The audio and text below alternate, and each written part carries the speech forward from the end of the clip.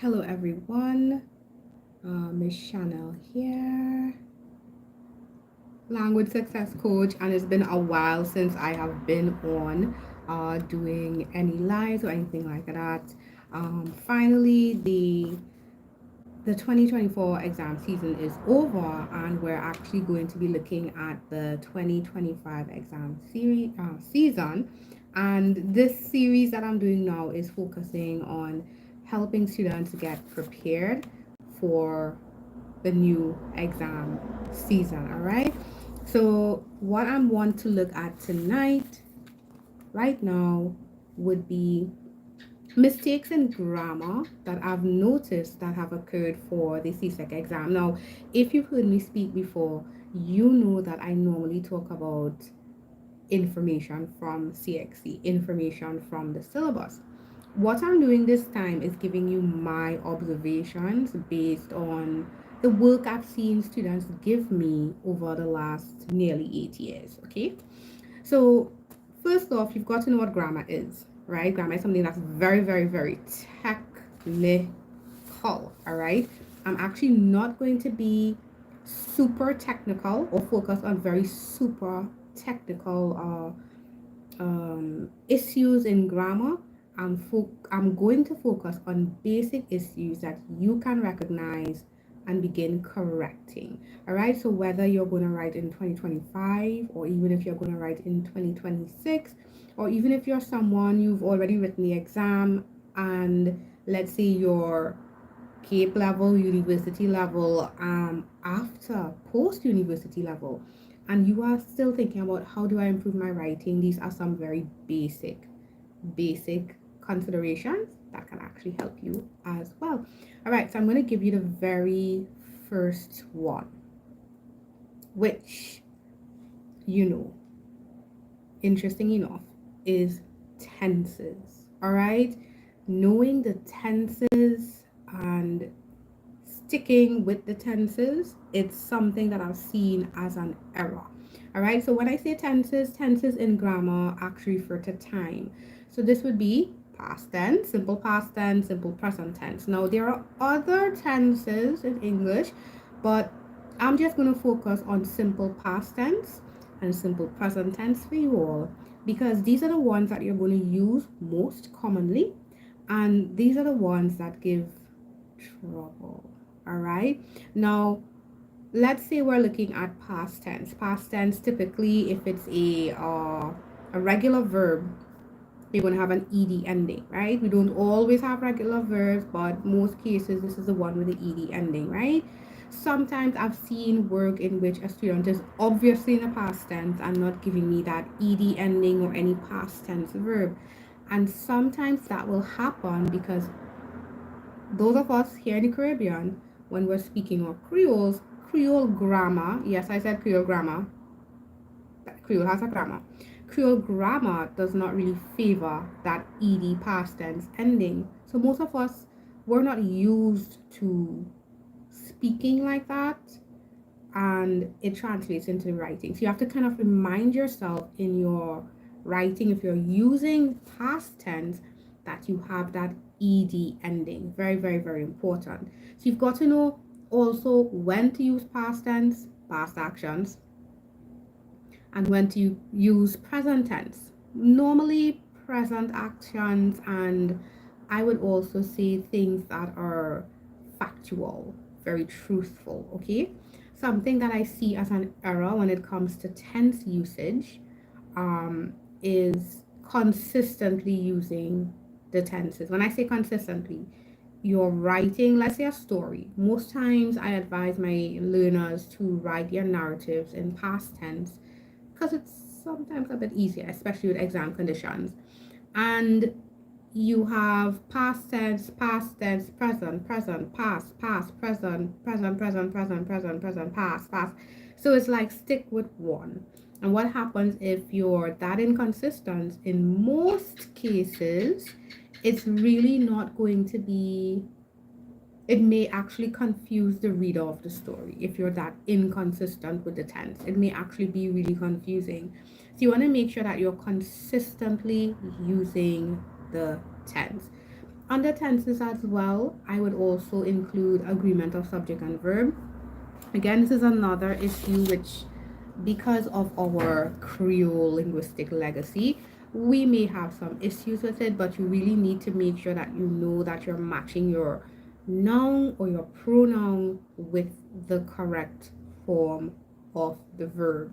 All right. So I kind of snuck that in there under tenses because it still happens, I think, because of people or students really confusing past tense and present tense and when to use it.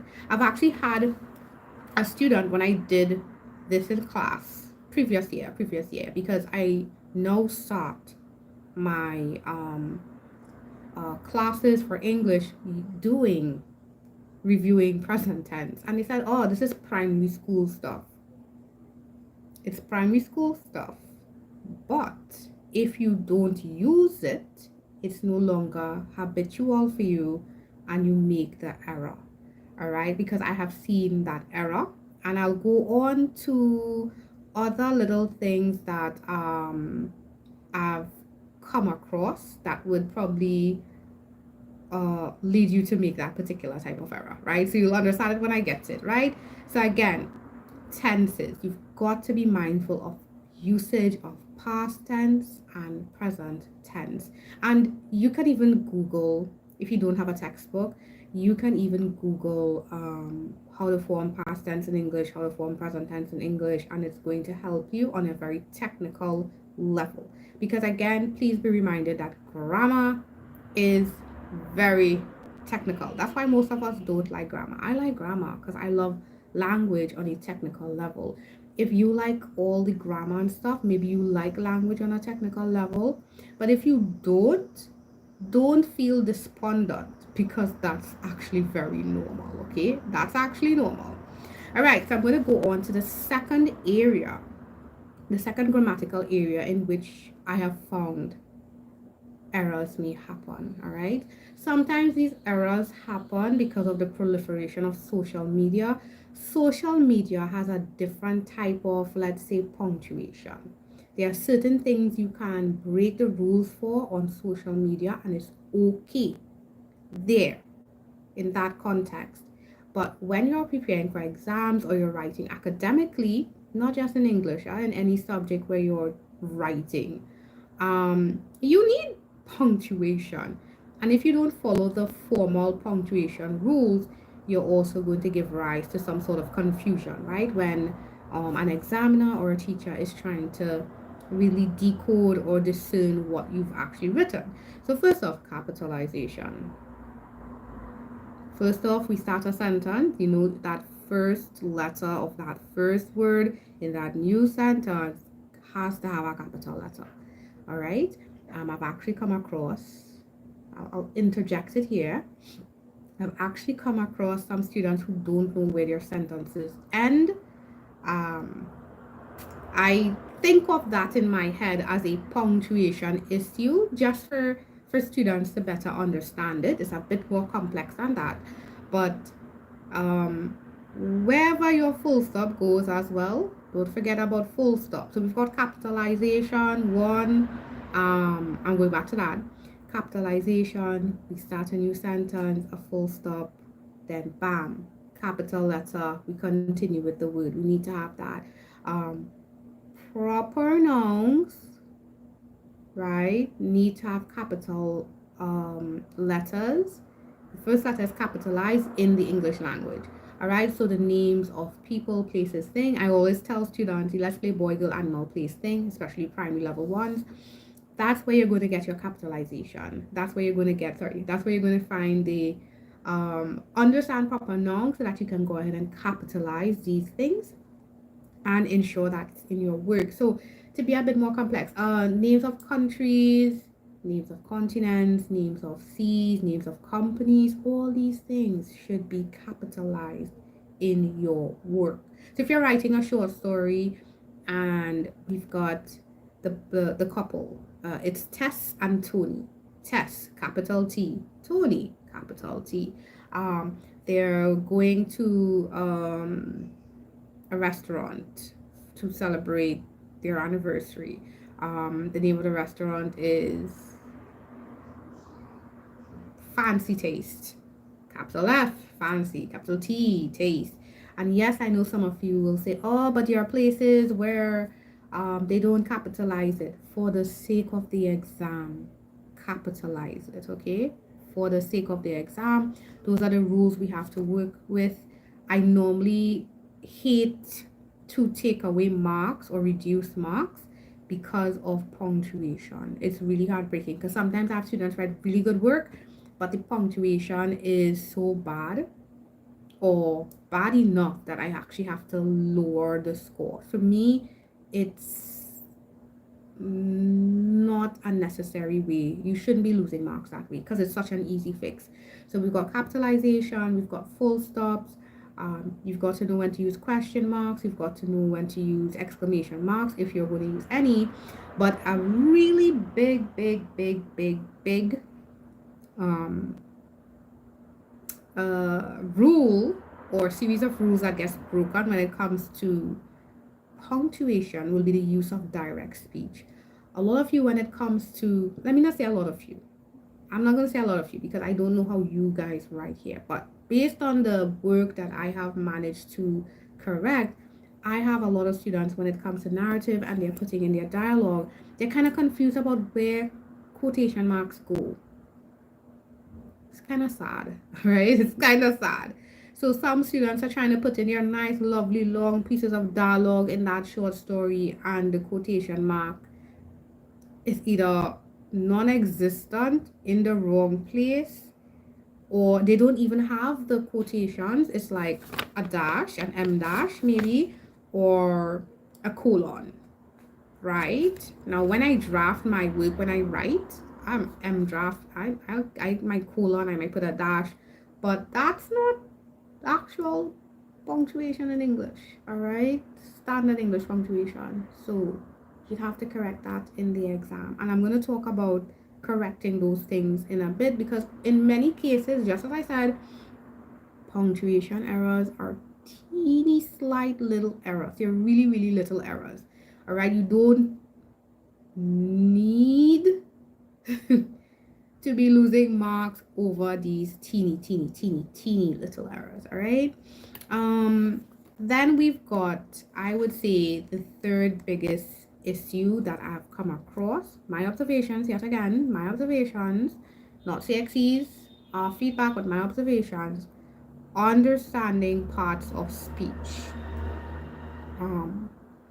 Now, parts of speech would be the different elements or the different categories words in a language, in any language, would fall under, right? So we're sticking to English. We're sticking to standard English. And we've got nouns, we've got verbs, we've got pronouns, we've got conjunctions, we've got adjectives, right? In my courses, I normally like to focus on nouns, verbs, adjectives, conjunctions, right? Yeah. And you need to know what purpose they serve. And it might sound super technical. Actually, this is probably the most technical thing I might cover in a class. And again, this might be something that a student may say, oh, I did this in primary school. Yet, there are students who will come and say ing is a verb. Or that they're not sure how to identify the nouns, or they're not sure about what the adjectives are, right? And one really cool way to, sorry, let me not say cool, one really effective way to build up your knowledge and ability to use parts of speech would be to start building vocabulary in these categories, right? So in my classes, I have a list of not a list of categories. I have a list of words that I normally submit for each of these categories. They're just random words that I thought are impressive. I call it impressive vocabulary. So with this impressive list of nouns, list of verbs, list of adjectives, you not only get impressive vocabulary, you get to see parts of speech in action. All right. So it's very simple, very simple. But you need to understand this because it helps you understand the technical workings of sentences better and ultimately writing, and it helps you build vocabulary, which by the way you need for the exam. You need impressive vocabulary. That's why I said impressive verbs, impressive nouns, impressive adjectives. Okay, the other two tips that I'm going to talk about are not specifically grammatical or specifically grammatical errors, but what they are, they're actually habits.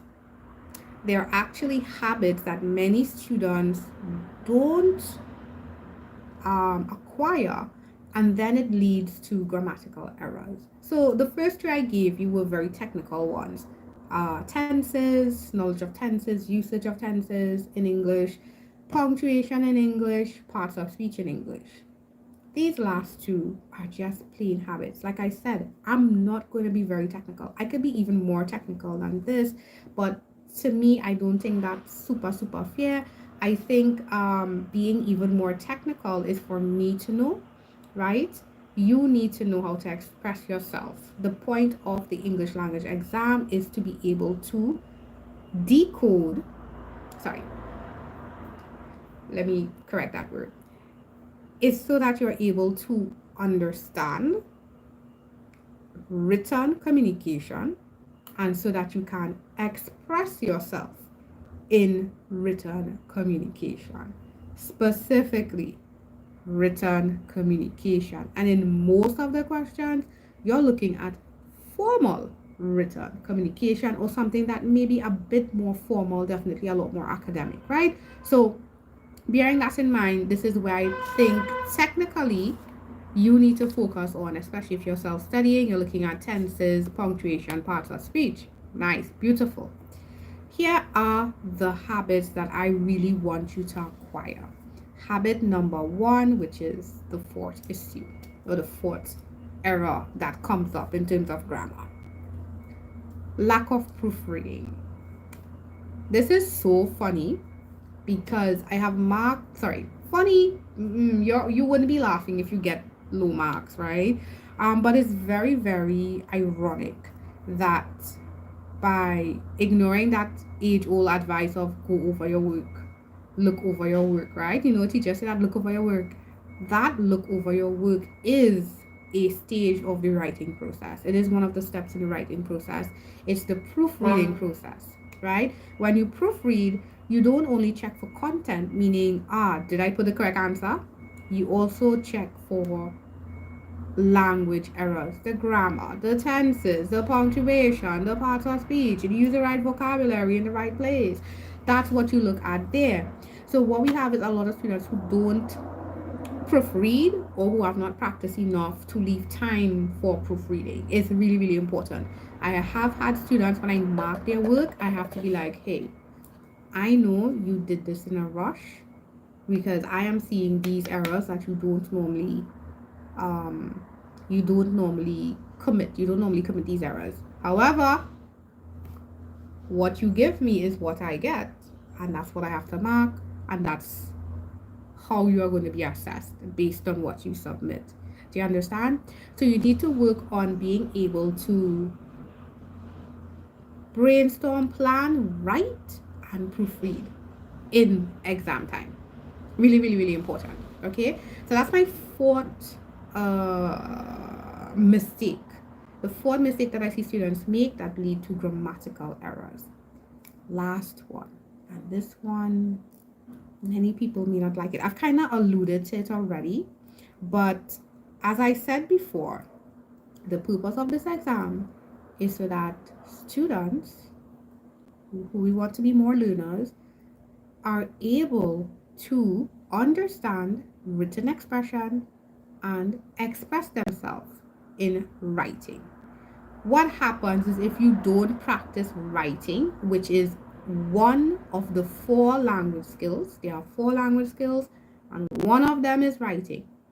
If you don't practice to write, sometimes it's harder to incorporate even the technical stuff, even understanding what tense works best in what type of writing, in understanding how to use punctuation almost effortlessly, in understanding how parts of speech work, and understanding which noun works best, and even to choose the type of noun that you would use in a particular sentence. If you don't practice writing, it's a lot harder. I had a student, she wrote in Jan. I had met her for the first time at the end of 2023. She said she hadn't done well and she really wanted to do better at the exam. Now we worked, she did pass. She doesn't like the grade she got still. And she's still going to write again next year. That's her desire. That's now her personal goal, right? But the thing is, her issue was not even the tenses, the punctuation, and the parts of speech. She just hadn't practiced enough writing. So when it came down to it, having her practice more is what really helped her. And I'm sure she will on. I'll actually ask her. I remember to come back and hopefully share the story. But I am sure she now realizes that what was lacking is her practice in writing, because that was her real issue, was her confidence in writing, right? And I want to just say this here because I tell all my English students, whether they're at CSEC level or even SEA level, you are a writer.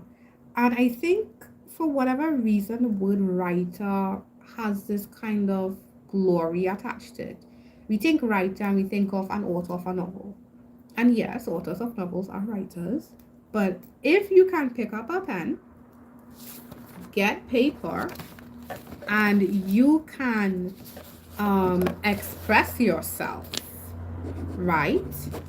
In writing, you are a writer. You are a writer. You're on WhatsApp or Facebook or Instagram and or X, and you're putting in your post. You're putting in that caption. You are writing, right? So if it is, you take the process of writing a lot more seriously, all right? This is for you, right? And practice writing, you will do better. Because honestly, I have had people who are at a university level and who have gotten their ones in English call me and say, yo, Miss, how do I improve in writing? Right? I spoke to a teacher just the other day. He's a maths teacher and he's doing a particular course and he's now going to have to work on writing. And it's not even that I think that this person is bad at writing. He's very intelligent. He's very intelligent. We had a great conversation. The issue would have been he doesn't get to practice writing. So it's really hard. It's almost like speaking a new language because it's a skill. Languages have skills. So writing is a skill. When you don't use it, it really becomes harder to acquire and assimilate. And I experienced that firsthand when I first started to get into teaching more into CSEC level and looking at short stories. Because I was like, yo, that 450 words? Hey, crazy stuff. And I was wondering, how do I get examples? I realized students did not have examples. So what I did is I started to write my own stories within that word limit. It was really different. It's how I have a process for students to prepare for the short stories for the exam. And the more I wrote, the easier it became for me. The easier it became for me to just throw out 450 words, right? As for the exam, I don't like to do 450 words right now because I'm working on a novel. So to do the 450 words feels a little irksome to me, but I understand the process of it because I actually wrote, I think I have nearly like 30 stories that are done to the CSEC guidelines. They have a guideline, right? I've done about 30 short stories. I've got two CSEC guidelines. And because I've done so many, 30, I think I could do 30 more, right? But because I've done them and written them, it's actually a lot easier for me not just to write it, but to teach it. But to teach it as well, right? So the same goes for you. That's why at a certain point, all you should be doing is past paper. So here's what I would give you in terms of working on grammar. It's my first guide or my first recommendation is not pull out a grammar book. Like as I said in the beginning, in terms of being pulled to grammar to learn, normally there's only a minority. The majority is not pulled to learning using grammar because grammar is actually just a series of rules. Most of us, we don't gravitate to rules. I love grammar because I love language as a science, and that's what I did at university. I did linguistics, which is language as a science, right? So for me, learning the rules is actually quite fun. When I go to learn a new language, I actually normally look at the rules first because it does help me to a certain degree, right?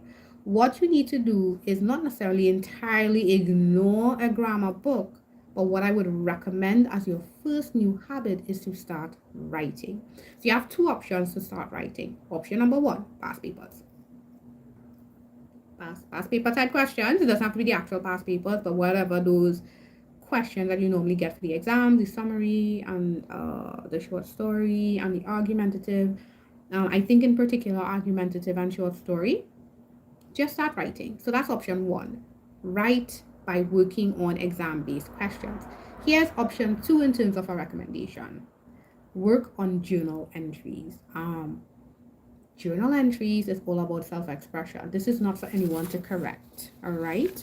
This is for you to get used to writing your thoughts down. Just used to writing your thoughts down, but in terms of written expression, not just saying it. Like all the things I'm saying here, I'm talking, but I could take all this information and put it in a book, but then that's written and it's going to have to sound and look different. So that's what I'm saying. Work on journal entries. In fact, I've already had students who were like, yo, miss, I did the exam, but I want to work more on how I produce my writing. I want to work on improving my writing. The first thing I normally tell them is work on journals, right? And it can be as simple as you wake up in the morning or before you go to bed, right? It's got to be a habit. You write the date. I just particularly love to write the date. That's how you do journals. You write the date and you just sentences about the day. Today really sucked. Today really sucks. I didn't get to go to Starbucks. Right? I didn't get to go to Starbucks. I really wanted that frap. Right? I really wanted that frap. I'm being a bit informal here because it's my journal, right? Again, the key is what? Written expression. I'm expressing myself in writing, right? I really wanted that frap, but tomorrow is another day. I'm literally writing this down, yeah? Tomorrow is another day, and hopefully I get my venti tomorrow, right? Boom, that's my day, yeah? Well, actually not really, but I really wanted the frap. I wanted a venti. But that's how simple it can be, right? You just write a date, write a few lines about your day. Another great way to do a journal is actually give yourself a series of prompts. You can Google prompts. I actually have prompts for some students, which hopefully I will compile and make it a lot more accessible because I do get this question a lot about how do I make my writing better. And it unfortunately we have this understanding that the teacher is just going to correct you. I don't believe in that. That's student mentality. That's not learner mentality. The teacher can give you information. The teacher can guide. Again, that's why I call myself a language success coach. I'm here to coach and guide you. So that guidance can happen, but written expression does not have an answer. Okay? English A does not have an answer. I've had students message me before and say, "Hey, what's the answer to the argumentative?"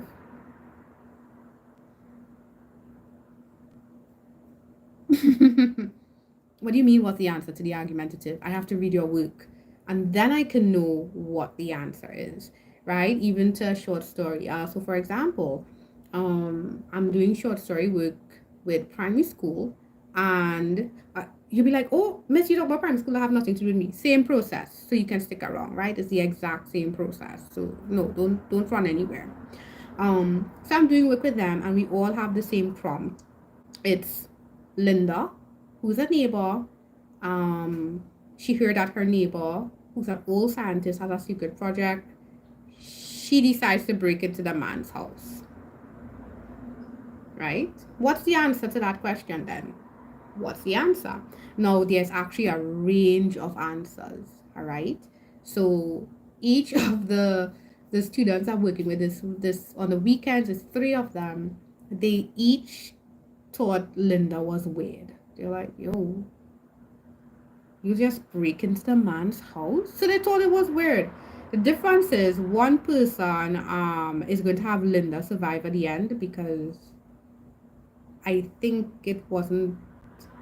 Oh, he wanted Linda's gonna survive at the end because her family knew she was nosy, and they really threw a birthday party in the man's house. That's his story. That's his story, guys. The second person, Linda has to survive all the traps that the old scientist set to protect his house, and she gets launched by a rocket and she dies. So Linda dies in that story. Rest in peace, Linda. And in the third story, that student said, Linda does not sound like a child. Linda sounds like a nosy woman who always minds people's business. Literally, that's what he said, right? Um, I actually think he's also going to have Linda expire in that story, right? So there was no answer, right? Once I got Linda, mad scientist, and an option, it's a great story. I've had other students make the mad scientist, sorry, I say mad scientist. In my head, I see a mad scientist, so it's always interesting to hear what other students come up with. I've had students before say, it was a bad project that the guy was doing, so Linda actually helped the nation, or it was a good project and Linda decided she would help the guy, right? So there's so many variations, and that's our story. You can get that same variation for argumentative, right? And I have digressed because those things are so important. And I think if you've seen my other lives, I tend to digress. Um, Not because I want to be off topic, but because I so want to give you guys this information, and I so want you learners to understand that you need to put the effort up. So, if you are writing in January 2025, it's not ridiculous to be preparing from now. Please don't think it's ridiculous. If you're writing in June 2025, definitely do not think it's ridiculous. If you're going to write in 2026, 2027, trust me, it's not ridiculous. In fact, if you are someone who reads a lot, do I have a novel here? I don't have any.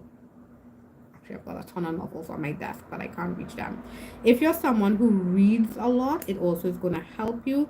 And when I say read, it can be fiction books, it can be biographies, it can be articles on the newspaper. That can also help as well. But what I think really, really, really, really, really will help is if you can start writing a bit more and develop a writing schedule. And listen, it does not have to be an essay at a time. It can be a paragraph or two, a line, or sorry, I said a paragraph or two. I'm so sorry. If you want to write that much, a paragraph or two, it can even be just a few sentences, right? This year I have one, two, three sentences when I was dictating, reciting what I had decided to from my sample journal. Three sentences. That's my whole journal. And that's just gonna elevate you exponentially. All right. So right now, again, the importance of this is to have you know how important it is for you to develop. your own, why am I not seeing those things?